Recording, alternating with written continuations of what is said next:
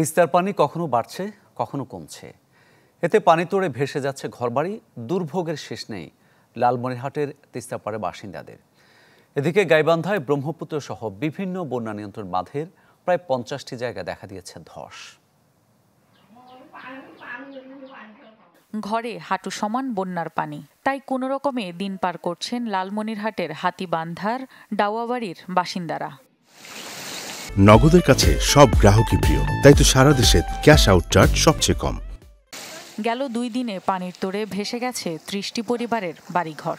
এছাড়া আদিতমারি এলাকার মহিষখোঁচা, শহরের খুনিয়া গাছ, কালমাটি সহ বিভিন্ন স্থানে নদীগর্ভে বিলীন হয়েছে প্রায় 2 শতাধিক বাড়িঘর। সেই সাথে হুমকির মুখে প্রাথমিক বিদ্যালয়, মসজিদ ও কমিউনিটি ক্লিনিক।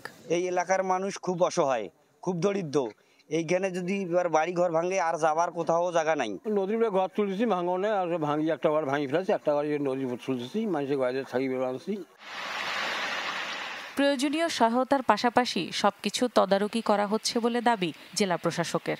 নিচের অঞ্চলে চর অঞ্চলে প্রবেশ করেছে, সেখানে অনেক ঘরবাড়ি ইতিমধ্যে পানিবন্দী হয়েছে, আমরা দেখছি এবং তাদের তালিকা হচ্ছে এবং তাদের সহযোগিতা করার জন্য সরকারের পক্ষ থেকে ইতিমধ্যে আমাদেরকে পর্যাপ্ত ত্রাণ সামগ্রী দেওয়া হয়েছে।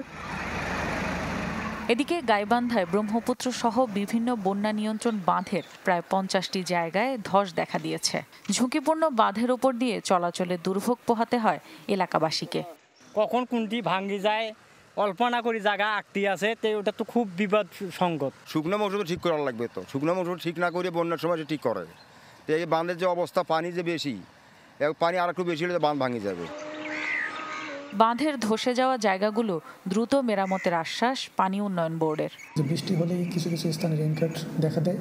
আমাদের দপ্তর থেকে একটা মনিটরিং টিম গঠন করা আছে। এই মনিটরিং টিম 24 ঘন্টায় বাঁধের মধ্যে মনিটরিং কার্যক্রম চালাই যাচ্ছে। যেখানে যেখানে সমস্যা হচ্ছে আমরা সেই জায়গাগুলোতে আসলে দ্রুত মেরামত করে ফেলতেছি। আশ্বাস নয়, শিগগিরই সংস্কারের দাবি ভুক্তভোগীদের। রওশনা তানিয়া, চ্যানেল 24।